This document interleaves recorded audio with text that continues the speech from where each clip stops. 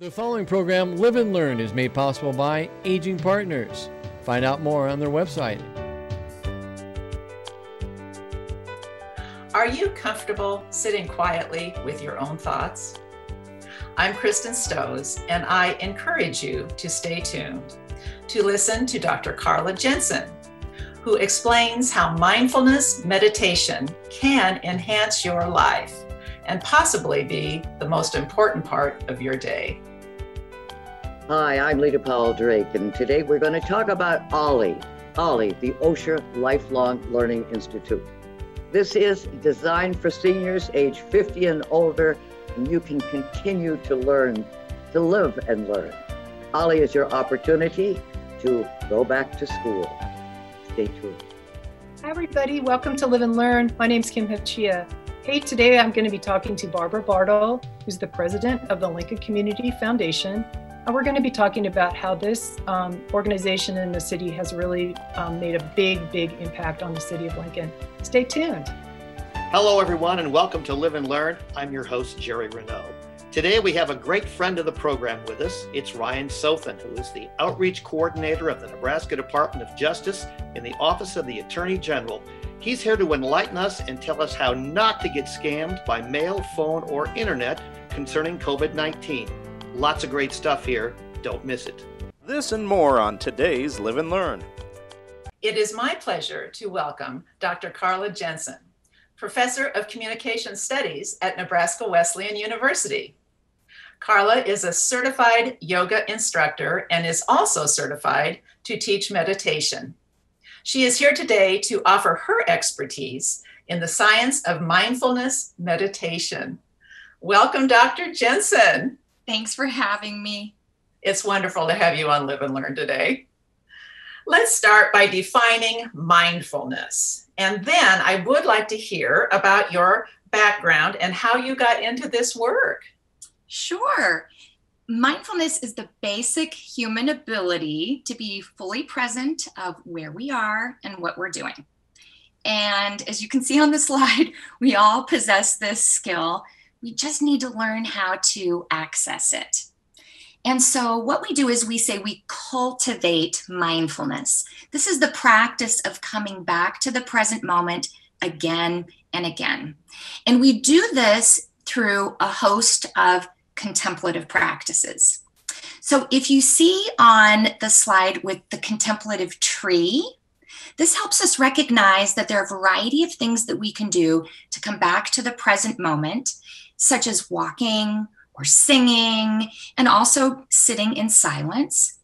And the key here is really the practice. Just like you would learn how to play an instrument or play a sport, it really is a skill. But as long as you are practicing with awareness, there is no one right combination of these practices. The right way is your way. That's perfect. I like that a lot, Carla.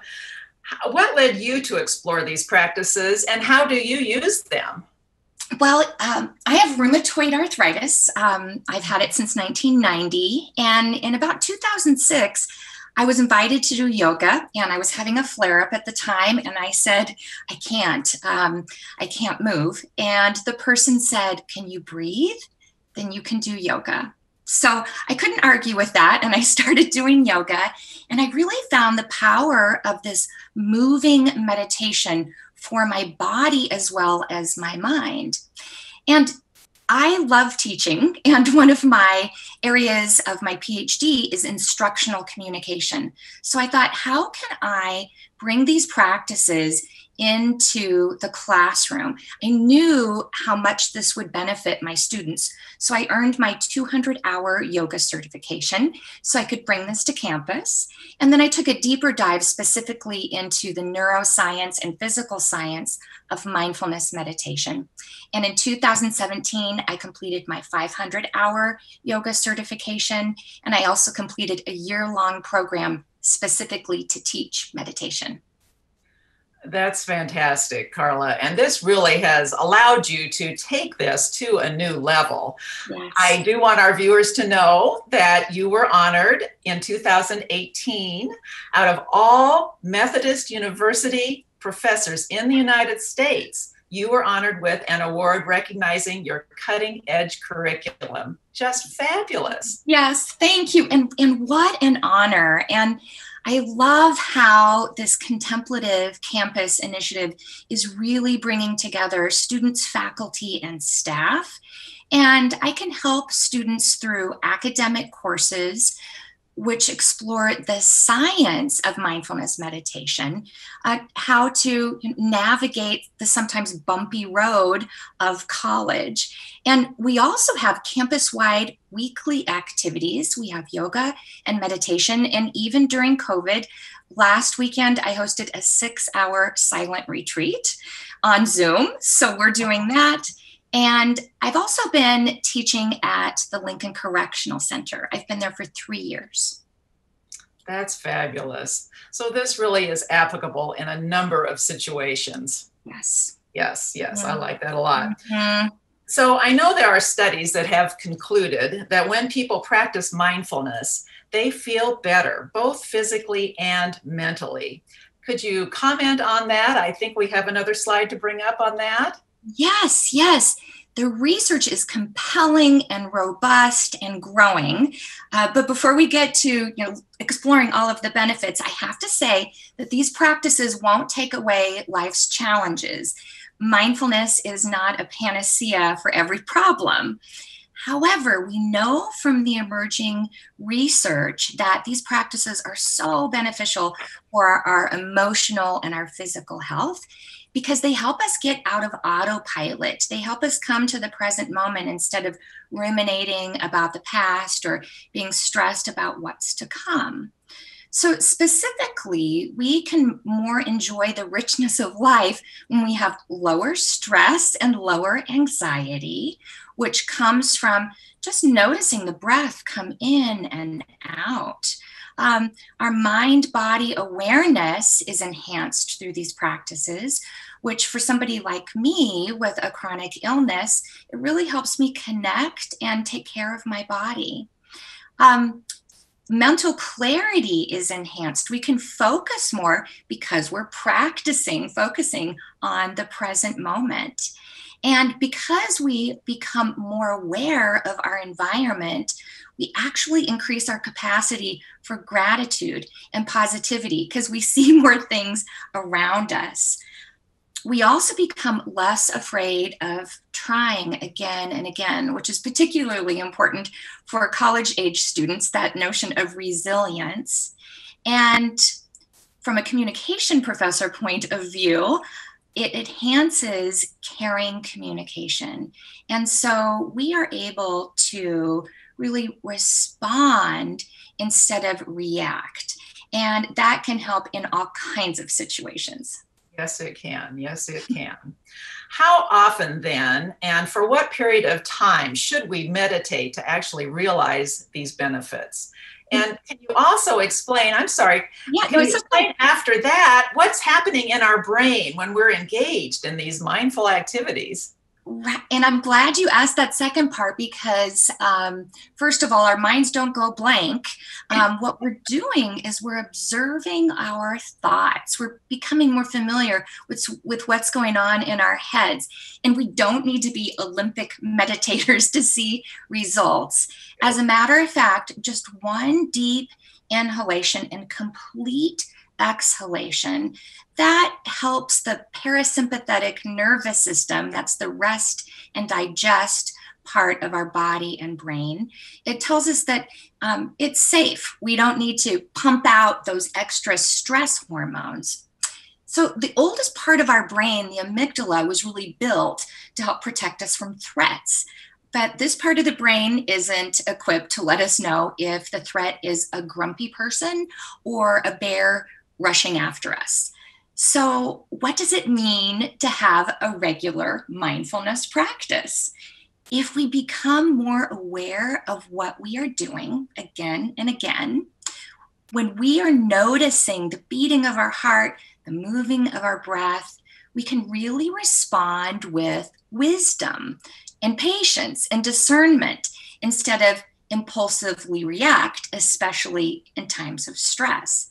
So you can see the The more formal sitting meditation, of course, with your eyes closed, that's important. But equally as valuable is paying complete attention to the cup of coffee in our hands, or brushing our teeth, or cutting vegetables, or noticing, and especially noticing, the person right in front of us. It's these times that we are really practicing this moment of present moment awareness, and it's what makes our lives very rich. Well said, well said. I know I like to start out my day with similar activities that you have just described, and it helps me. Yes, yes. So what does the coffee feel like? The coffee mug feel like? What does the coffee smell like? What does it feel like when it is in your mouth and when you're swallowing? Sure. It's that throughout the day. Sure, sure. Our next slide is important because this practice does take commitment. Is that true? It's true. And I keep saying the word practice.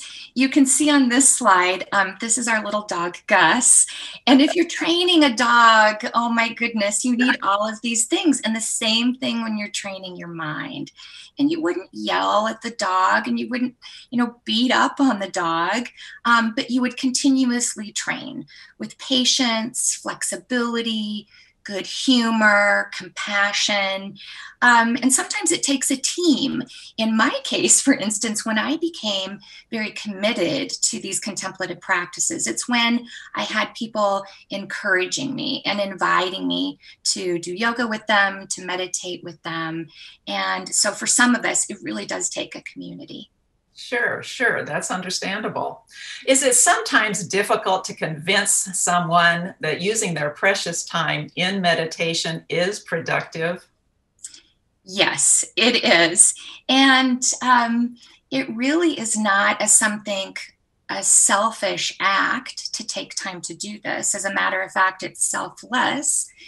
The old adage that you need to put on your own oxygen mask first before you help somebody else. If we do these practices, we ultimately increase our empathy and compassion for others. We're nourishing our minds and bodies so we can best serve other people with the necessary emotion, necessary energy.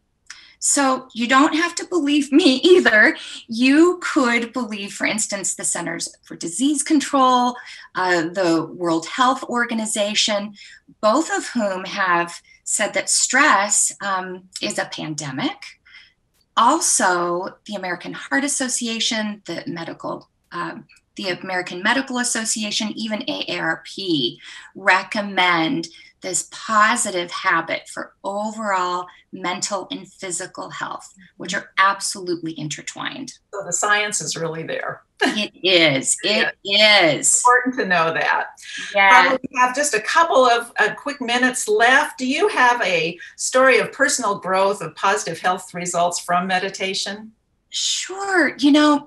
I'll share that my current and former students are reaching out to me right now about how they are using mindfulness to cope with life during the pandemic. With so much out of control, they know because they've practiced that they can control their breath and their thoughts. And they share that they feel more resilient and positive because of this training that helps us widen our scope.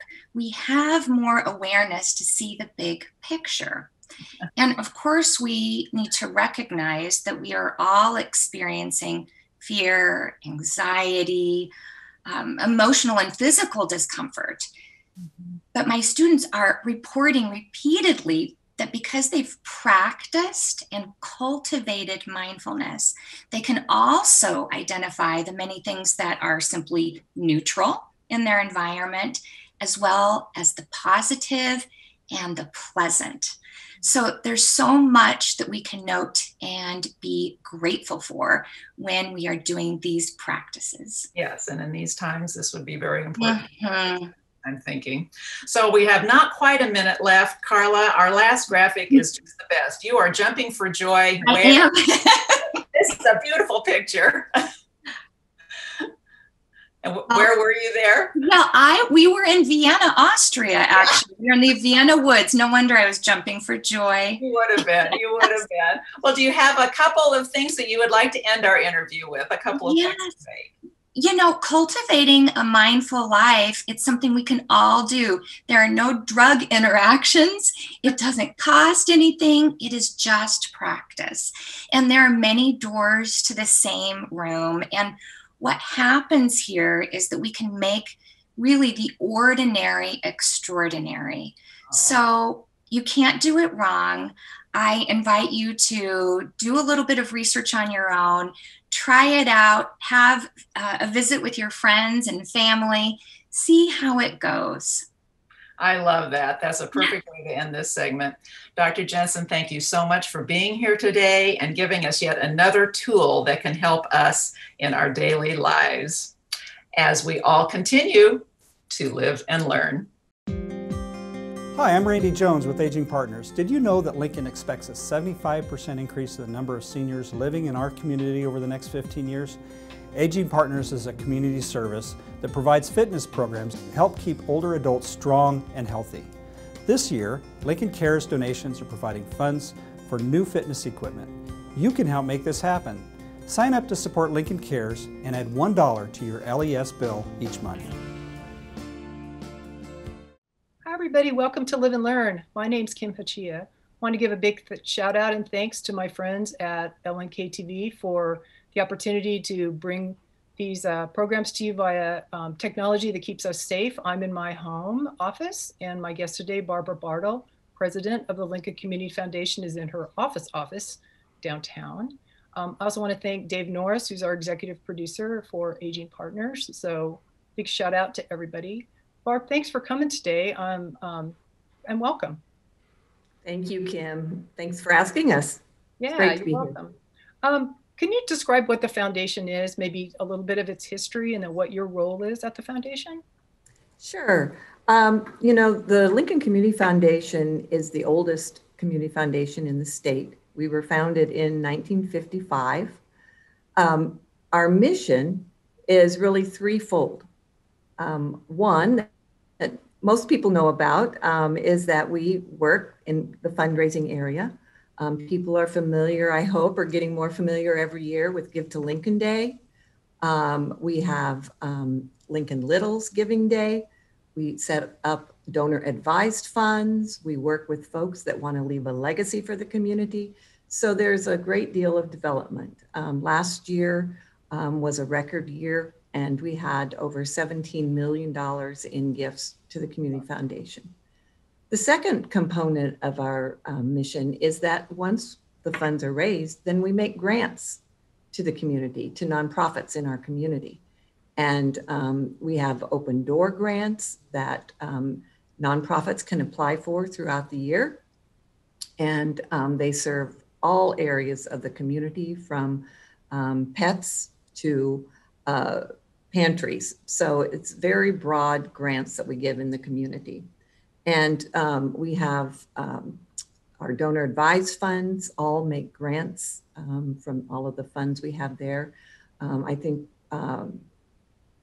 right now we have over around 1,200 funds at the Community Foundation that are making grants each year. And again, last year, we had over 17 million in grants. So last year was a really great year. And I should say, not knowing when this will air, but 2019 was a historic year at the Community Foundation. So the third area that people, I think, Kim, you want to talk a little bit more about this, is our leadership role in the community. And if you think about the Community Foundation, we don't represent an institution. Oftentimes when you think about a foundation, you think about a hospital or a university, but the Community Foundation represents the donor and the donor's intent of where they want to have an impact or make a mark.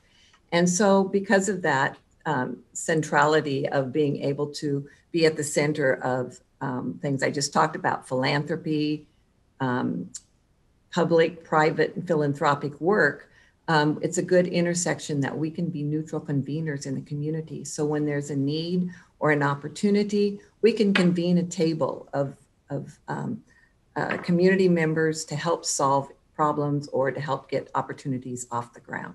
So that's an area that you might have heard of: Lincoln Vital Signs, Prosper Lincoln.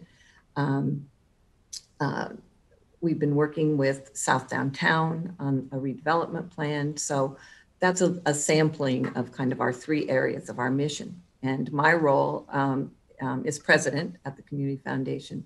So I get to work in all three of those areas. That's awesome. I've been here for 10 years, almost 11 now. Wow, I hadn't realized that. You and I go way back. I think I first met you at the Lead Center, which was about 1991. So that's pretty interesting. Or 89. Yeah, something like that. It was early on, first years of the Lead Center. So that's interesting. Is that sort of community involvement and engagement that the Lincoln Foundation does different from other community foundations, or is that more the norm for community foundations now, or more of them taking leadership roles like that?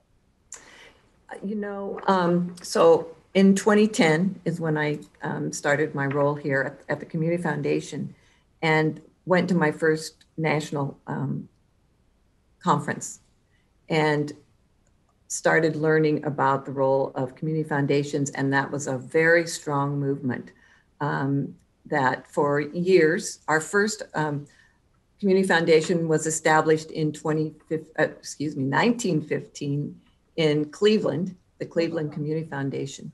And again, the concept at the beginning was a banker in Cleveland was working with a lot of individuals with the trusts, and of course would be making grants into Cleveland through the trust. And he just felt like he didn't really know what the needs were in the community, where those grants should be going. And so he came up with the concept of a community foundation where the banks invest, and then the community foundation would make the grants to the community. And so that, I think, probably is what, when you think of the traditional role of community foundations, you think of what two areas I talked about: the development side of raising the funds and then making the grants. And I think in about 2000, shortly into 2000, possibly after 9/11, I think communities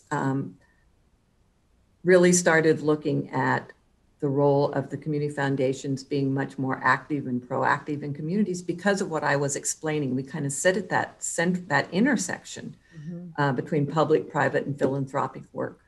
And so it's been, and I have to say, I think it's so wonderful to be moving in this direction, because I think we can be so much more helpful to the community by being active in the community. Right. We've had great response from the community, things like, oh, you're finally acting like a community foundation and so forth. So I think people really appreciate the role of community foundations. Well, I also think it's interesting. I remember when Vital Signs came out, and that helping to identify what the actual needs were, rather than just guessing or looking at pet projects.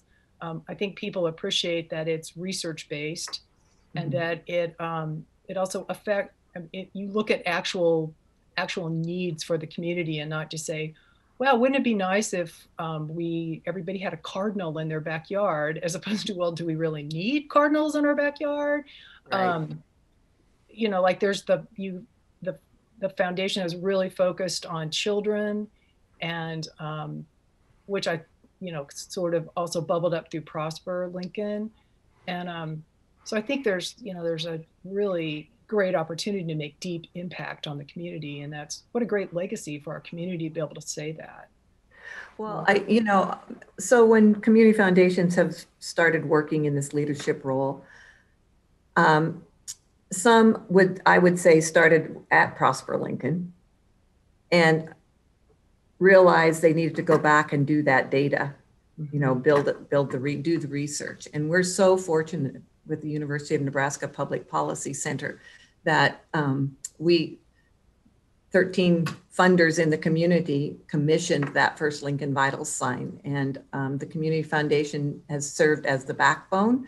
The convener of the table, we meet with University Public Policy Center and work with them. We can help convene, we can help with the fundraising for the vital signs, help get the word out. So we've served in that backbone role, but a lot of people have been working on it. But exactly what we were hoping happened, because I don't think the community realized the increase in poverty, especially for children.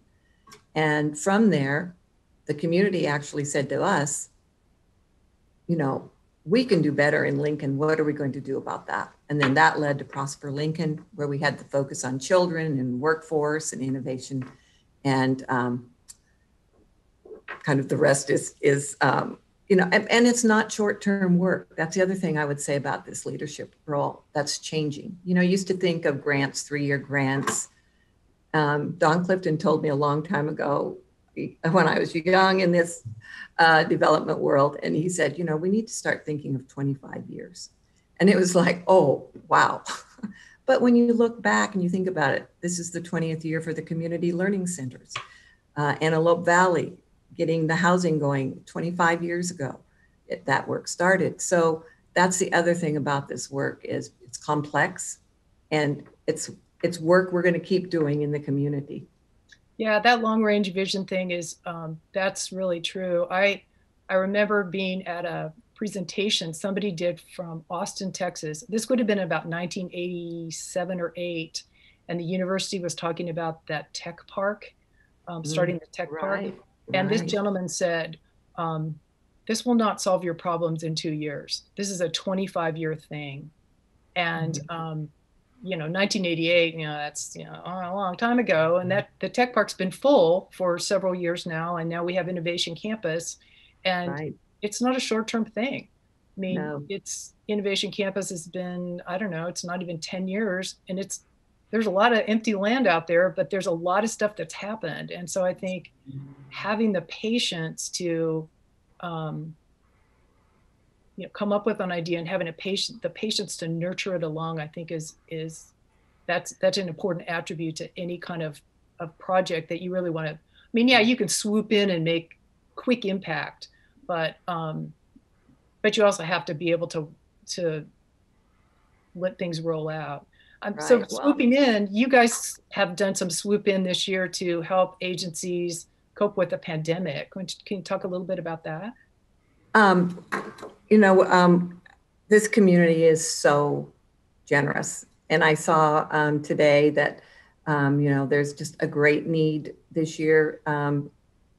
If people can go beyond what they usually do to help, this is a great community. And when everything was closing down March 13th, my counterparts in Seattle, where really that was the first city impacted, were getting a COVID fund up for Seattle. And so we just, as partners in the Community Foundation world, it was really wonderful. The city was, of course, seeing things on their side. It was a great partnership. I think every donor I called to put together a match for the community came forward. And so we were able to put $1.2 million together in the community. Right. Yes, great community. Right. So your kind of 2 big events coming up. February is fundraising for your Littles. Lincoln Littles Day is February 12th, Abraham Lincoln's birthday. And make a gift and support our little ones in this community, who we have so many little ones that need their families need tuition assistance for early childhood. Please think about that on February 12th. And then Gift of Lincoln Day is May 25th. So get ready, because we know our nonprofits need it now more than ever. We say that every year, but this year is absolutely a need for our community. Absolutely. I have participated in Give to Lincoln Day as both a donor, but also as a, when I worked at NET, we were one of the agencies. And that's always a lot of fun. There's a lot of energy and excitement about that. And it is gratifying to see people in Lincoln step up in kind of a big way. And it's really an enjoyable activity to, I mean, part of it is making donors feel good, right? I mean, Absolutely. You want your agencies to benefit, but you also want your donors to get that warm, glowy feeling that says, I'm making a difference in my community. And they do. And I think that has something to do with why we are the happiest city in the country. Right. Because you feel happy, you feel good when you give. Yep, you do. Well, Barb, we are out of time. I told you we'd go lickety split. Thank you so much. Thank you so much. I love learning more about the agency or the Lincoln Community Foundation and all the good things that you do for our city. And I want to remind our viewers that it's never too late to live and learn about our community of Lincoln. Hi, I'm Randy Jones with Aging Partners. Did you know that Lincoln expects a 75% increase in the number of seniors living in our community over the next 15 years? Aging Partners is a community service that provides fitness programs to help keep older adults strong and healthy. This year, Lincoln Cares donations are providing funds for new fitness equipment. You can help make this happen. Sign up to support Lincoln Cares and add $1 to your LES bill each month. Welcome to Live and Learn. I'm Lita Powell Drake, and today we're going to be talking about something very, very special that just happens to be OLLI, the Osher Lifelong Learning Institute. It actually began, believe it or not, 15 years ago, and we've had over 1,700 seniors who are interested in continuing to learn. But of course, the very important person that we want to talk about and salute today is Dee Aguilar. She started this 15 years ago. She's been with it all the time, and she's going to be retiring very soon. And she was the one who was able to go out and get teachers and experts in the field to come in and offer classes for seniors all over the state, and actually you can go all over the United States these days. Dee is retiring now, unfortunately, but she's just done a magnificent job. And she is now on the cover of Living Well magazine. And we want to tell you about the wonderful classes that we do have. And Bob Mickle is with us today. And he's going to tell us about all of the wonderful things that are coming up now. You worked very closely with Dee.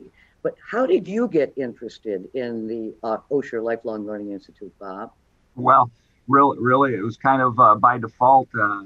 Lita, I've been in public education for my entire life. I spent 17, 18 years in a classroom, and then I became a principal.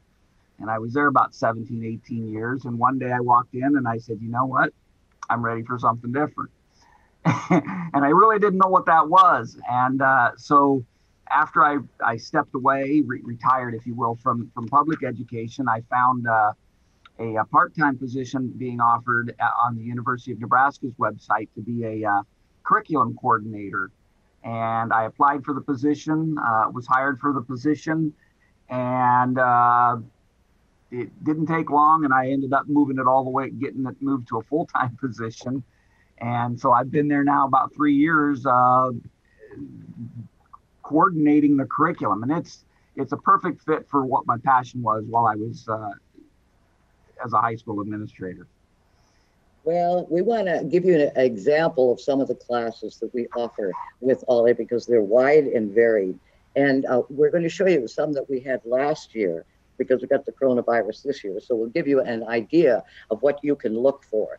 Now, for example, and I think you all know our wonderful Ron Hull did a presentation on Mari Sandoz. This is an example of the classes, and they are top notch. Really, they certainly are. Do you know anything about Mari Sandoz? Well, yeah, I certainly do. And the fun part about it is I happen to know somebody who's very tightly associated with the organization here in town. And in fact, we're going to be offering I wouldn't call it a reprise, but an updated version of that course coming up in this very next term. Excellent. Actually, it's in the spring term 4, but it'll be fantastic. Okay. Another thing you might find it interesting that OLLI does is we play pickleball. You know what pickleball is? I mean, and it's not just for guys. No, Lita, pickleball is one of the fastest growing sports in the country, especially popular with seniors. And we're lucky to have a gentleman here in town named Bill Rohr, who's as passionate about it as you can be. And he's volunteered to be an instructor for us. He's a fantastic ambassador for pickleball. And they've got new courts up at Peterson Park now. And they also play indoors at Speedway during the winter. So we have a lot of interest in pickleball, and we pretty much fill the class every time. That too will be offered later. Yeah, the nice thing about pickleball is you stand closer. You know, if you're playing, what's the other game that you play that takes too long? Yeah, well, it's a miniature version of tennis with some different scoring and adaptations. It's basically designed for senior activity. Yeah, so you can do it, it's close. You don't have to work so hard. Okay, then we've had lots of wonderful programs at the Lincoln Community Playhouse. And we want to give you a sample. This is one of the radioactive players, we call it. And we started, I think we've had 12 or 13 productions. Of course, they're closed right now, but hopefully that the Playhouse will be open. But we had so much fun with all these seniors doing all of these plays. Did you see any of them, Bob? I have yet to see them. My job hasn't allowed me to, but I know that you've been very active with them, and I've been able to watch some recordings of them that have taken place in the past. I know that Ollie has got a great relationship with the Nebraska Rep Theater and with Maury Enders, and so we're very excited. And it's what's neat about the seniors with the Nebraska Rep is that the adaptations for seniors, being able to use scripts and all those types of things, people have come out of their shells, and it's just wonderful to hear the stories of those people who say, I've never done anything like that before.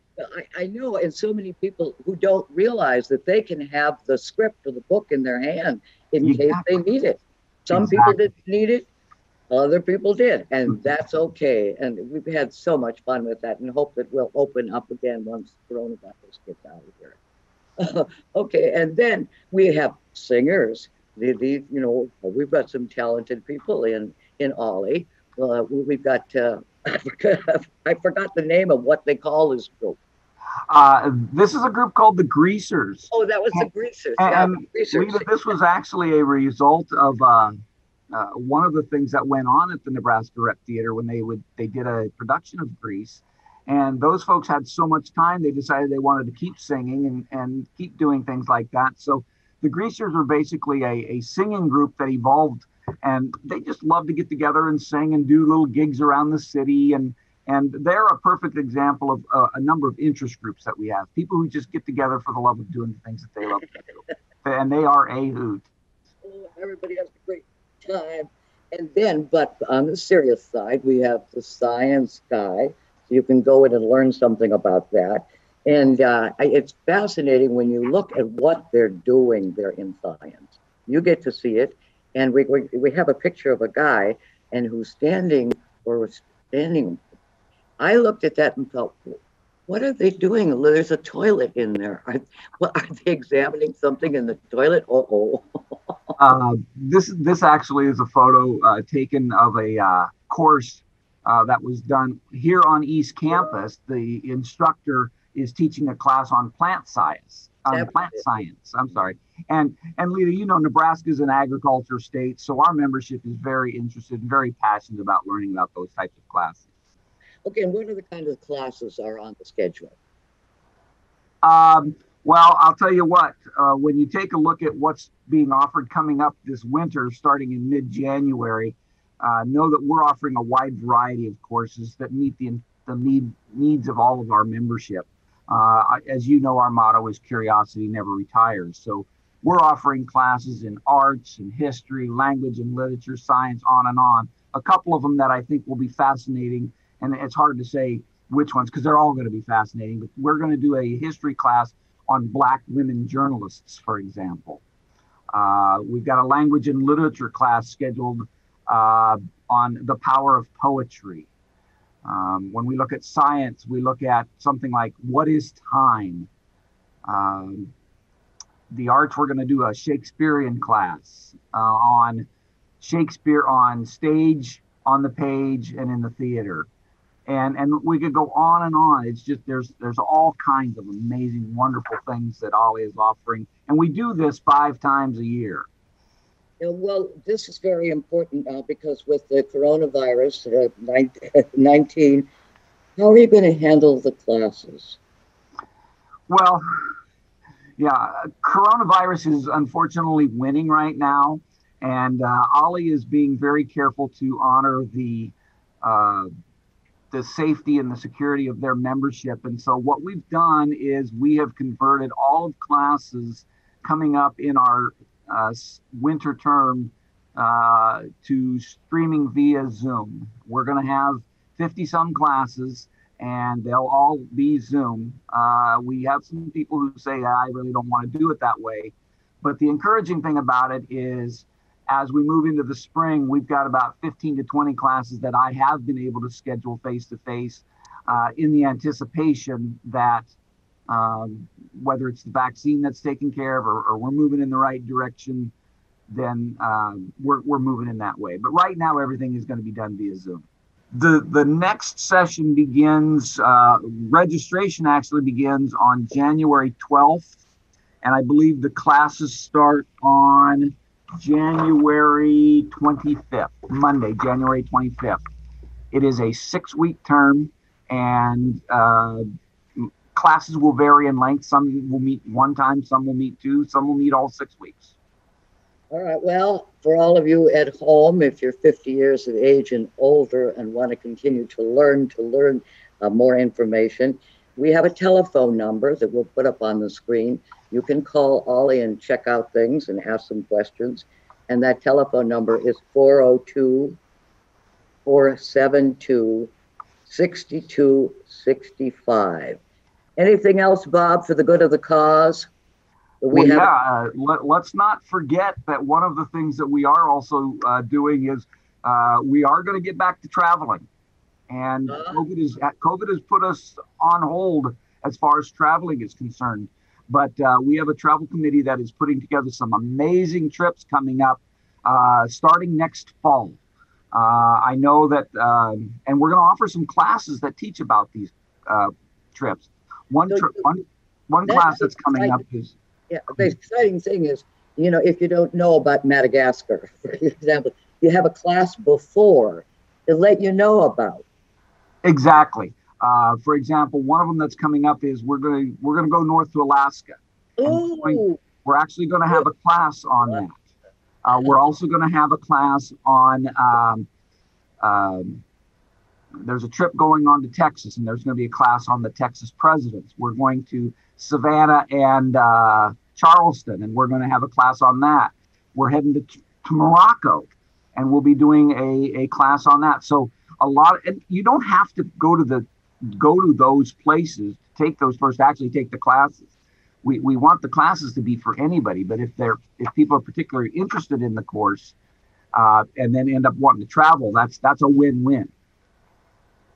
Well, Ollie is a win-win and has been now, for 15 years? Yes. We will miss Dee Aguilar greatly. She has done an outstanding job. I mean, she really created it. And I got involved right from the beginning, even before that, because I was in SAGE when it first started and thought, this is really interesting. I can continue to learn. And so I've been with you all the time, but I'm so happy for you. We're very excited of where we're heading with Ollie in the future. And Lita, Zoom has changed how we do things. Yeah. But one of the neat things about it is Zoom has also stretched what we can do, because now we aren't just reaching people in Lincoln, Nebraska. We're reaching people from across the state and even further, California, Hawaii. We have people joining us, and that's going to be part of our new normal moving forward as well. Well, our thanks to Bob Mickle of Ollie. And remember, it's never too late to live and learn more about Ollie. And our congratulations and thanks to Dee Aguilar. Scammers are taking advantage of the coronavirus outbreak. FTC tip number 1. Hang up on robocalls. Scammers are calling to pitch everything from fake coronavirus treatments to work-at-home schemes to get your money and personal information. Visit ftc.gov/coronavirus and bbb.org/coronavirus to learn more. There was a perfect example of the kind of scam that people are trying to perpetrate these days to steal your money with all the concerns about COVID-19. Hello and welcome to Live and Learn. I'm your host, Jerry Renaud. And today we want to help you avoid those kinds of scams and to protect yourself and your money. Joining us is the Outreach Coordinator at the Nebraska Department of Justice in the Office of the Attorney General. That's quite a handle, Ryan Sothen. Ryan, thanks so much for being here. Welcome back to the show. Jerry, thank you for having me. It's nice to be back. Before we get into some of the specifics about some of the scams, let's talk about the circumstances that we're in. We're spending more time at home. People are nervous. They're a little scared about what to believe out there. And they're hoping that there's something out there to help. And I think that is helping keep these scams going. Indeed, these are extraordinary times. But the extraordinary measures that are being taken by the scammers is that they have doubled down on their scam calling. And we've seen a spike like never before. There are reasons behind that spike that are beyond just the COVID, but there's good news coming. In the meantime, as your viewers are subject to these scams, we just want them to know, as we've always confided, that they have a friend in the Attorney General, this office, specifically our Consumer Protection Division, and the education, mediation, and enforcement efforts that we're happy to wage on behalf of Nebraska's most vulnerable population.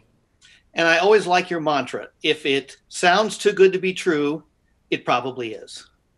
That's exactly right. If it sounds too good to be true, it probably is. So let's talk about some of those things that all sound too good to be true, or frankly, too bad to be believed. Yeah, let's talk about. So this program, we should say that you're going to be back on another time to talk about some of the other scams that are taking place that are just sort of the continuing of what has been out there before. But let's talk about COVID-19. That's a big concern, and there are a number of them that are being perpetrated. And one of them we should talk about is the stimulus loans, and why I think it's important. We're recording this just a little bit before Christmas, and it will run in January. But we do know, at least we think, that Congress is going to pass some additional funding for people, and one of those is stimulus loans. But that's also a concern for scammers. Absolutely. Well, the financial devastation associated with the coronavirus cannot be overstated. And I'm very thankful, as I suspect we all are, of the actions by the government to lend a helping hand financially. We're talking about, for businesses, the Personal Paycheck Protection Program loans, or PPP, and then the Economic Impact Disaster loans. These are made available through the Treasury Department and through the Small Business Association. But you should know that in the past round from this spring, and there were actually 3 rounds for the first stimulus, and what we anticipate will be a similar second round coming up in 2021, that you should not give out your information to anybody who just calls out of the blue, nor should you ever pay to play, to believe that you have to pay something in terms of a documentation or administrative fee in order to qualify or secure this loan. And if a scammer reaches out to you by email, they're likely to have an embedded link known as a hyperlink within that mail message. We absolutely encourage all viewers not to click on those links, because that's a certain way to have malware unleashed on the computer and then breach the security of that protected device. One thing I will say before leaving the topic is that there have been widespread reporting of SBA loans handed out to unsuspecting Nebraskans who have called this office and said, I never applied for a loan, but I'm told I have a high 5-figure or low 6-figure amount. I want you to know that those letters are legitimate letters from the SBA, or Small Business Administration, and what they're indicating is tantamount to identity theft. So if you're a viewer who has received such a letter, it's not a clerical error. I encourage you to be in contact with our office. I welcome you to contact me directly, and we'll take you through the process of what to do to unwind the damage of certain identity theft. That would be great, because I just think that's going to be one that is going to continue on if there's going to be some additional monies that are going to be available. So let's quickly talk about stock tips. I think this one is sort of interesting, and I assume that most of it has to do with the vaccinations. It does indeed. There is, in every crisis, there's an opportunity, and the scheming scammers are trying to make a market in a stock. It's typically a penny stock, a stock that they're buying for well under $1. Then they're going through their boiler room operation to go out and tout that stock and try to bid it up to 5, 10, however many dollars, then dump the stock so that they profit but leave you with a potential loss. It's an old tactic known as pump and dump. I would simply say two things. One, never buy what you don't understand. And secondly, always consult with your investment advisor first before making any move in the market. Great advice. Okay, let's talk about contact tracing. This is sort of a crucial element of trying to control COVID-19, and it's important, and it's something that we ought to be doing and ought to be aware of. But as is always the case, people are trying to take advantage of it. Well, the sign of a scam in the making is either a story too good to be true, as we said at the opening, or too bad to be believed. And a contact tracing call is going to have that news too bad to be believed, because you are going to be proactively notified by telephone or by text message that you have recently come into contact with someone who has tested positive for the COVID-19. And therefore, you either need to be tested yourself or to quarantine. But the trick here is that the scam contact tracer is going to say, we have proof positive that you've been exposed, and then stop and refuse to go on until you again pay to play by giving them some amount of personal information and money in order to get direction on how you can be relieved of your concern that you might have, or hopefully do not have, the virus yourself. So please understand that the Department of Health and Human Services, in making their contact calls, will never ask for your social security number, will never ask for your immigration status. That is immaterial. And make sure that you do not click on a text or email again, as I said with the previous scams. Yeah, and this is one that can be a phone call. It can be, we saw an example of a text message there that actually can be sent out as well, or it can even come as an email. So this one is sort of a triple threat. Right, and there's something about the text message to the phone. Since so many of us now carry a cell phone, specifically a smartphone, when we see that message on our personal digital device, it seems very real. And just, we urge caution. And contact Health and Human Services. And again, you're always welcome to contact our office as well.